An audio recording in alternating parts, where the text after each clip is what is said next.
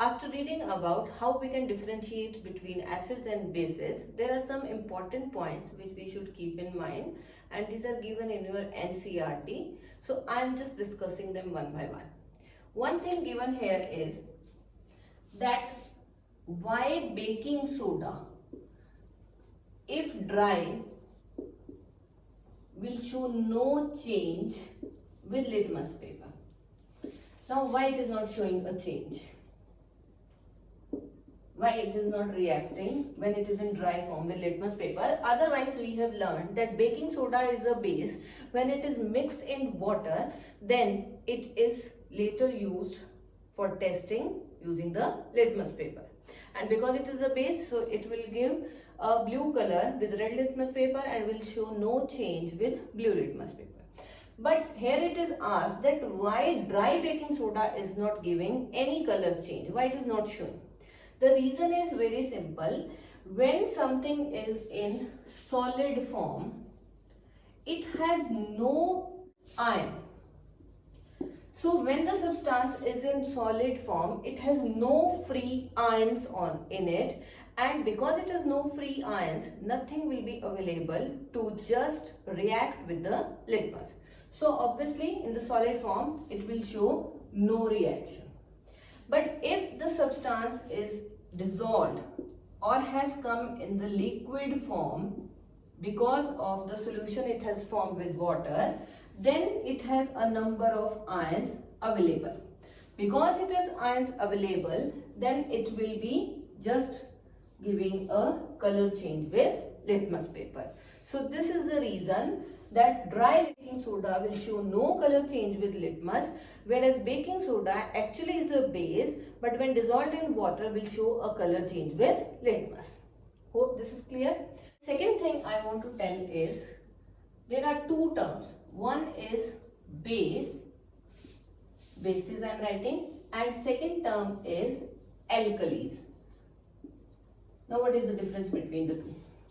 Bases are the substances which show the characters which we have discussed just now, that it will be bitter in taste, it will be soapy to touch, and then it will show the reaction with different indicators, means color change will be there.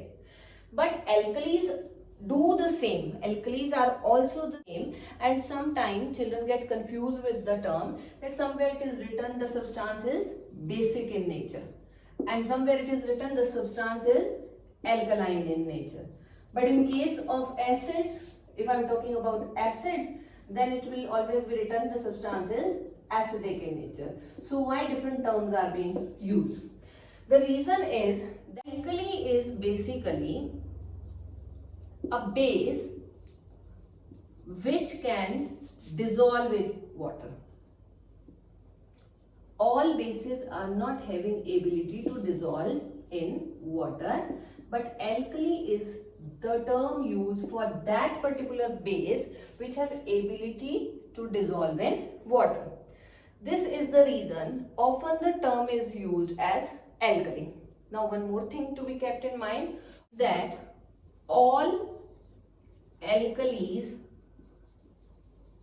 are bases actually. Okay, means from where we have got these alkalis? Alkalis are basically the bases which have ability to dissolve in water. So all alkalis are bases, but all bases are not alkalis. Hope now it is clear to you what do you mean by this. Each alkali is a base. Why? Because alkali is the base which can dissolve in water, but each base is not alkali. Why each base is not an alkali? Because all bases do not have the ability to dissolve in water. So this is a term often you people are getting confused, that what is the difference between a base and an alkali. So you will understand it better with the help of example. I'll tell you example for this. Now base example I am writing here, it is copper hydroxide. Copper hydroxide is a base, but it is not an alkali because it will not dissolve completely in water. So it is an example of a base. And alkali is your sodium hydroxide is an alkali because it will be easily dissolved in water, so it is considered as an alkali. Now hope it is clear to you that what is the difference between a base and an alkali. Then one more thing is there in your NCERT. It is mentioned that coffee is brown and it is bitter in taste. You have to tell whether it is an acid or a base. Now if the taste is bitter, then we know the substance should be base. That is very much clear to the differences we have read. But in case of coffee, it is not a base. Coffee is actually an acid, and on tasting we will get confused because taste will come out to be bitter because acid will have sour taste. In case of coffee, it will give bitter taste, but still it is an acid. And how we can check it is an acid? By using indicators. If you use indicator, then you will get to know that coffee is acidic in nature. So this is somehow a confusion for coffee because coffee is, according to the taste if you go, then it will come out to be a base. And according to indicator when you see, then it will come out to be a acid. So it is better to rely on what response it is giving towards an indicator. So you have to keep in mind that coffee is not a base because of its bitter taste, rather it is an acid. That can be more clearly understood with one more thing, which is pH. Now actually pH we are not reading in this class, that you will be learning in your higher classes. I'll just give you a brief about pH. pH is basically, this is for hydrogen ion. Okay, so the amount of hydrogen ion produced will decide that whether a particular substance will be acid or a base. Like how you will understand. It is on a scale of 0 to 14. This is the pH scale. Scale like you are having for your temperature, you are having thermometer or other scales you are having. This is the same way we have a scale which is called as pH scale for testing whether the substance is acid or a base. Now on this pH scale, 7 is neutral. Okay, means anything which will give the pH as 7 will be considered as neutral. And the substances which are between 0 to 7 will be considered as acidic. And acidic means their acidity will increase as you move from 7 to 0. Like 6 will be less acidic, 5 will be more acidic, and this way when you move on towards 0, the substance will have more acidity. Same way, if you go towards 14, then these are the bases. So this will indicate the basic nature. Same is the case if you are at 8, substance is showing 8 on the pH scale, then it means the substance is less basic. When you move on towards your 14, then the substance will become more basic. So this is how this scale is being used. But you will learn about the scale in your higher classes, and when I talk about coffee, then it will be easy for you to understand that coffee is actually somewhere of pH around 5.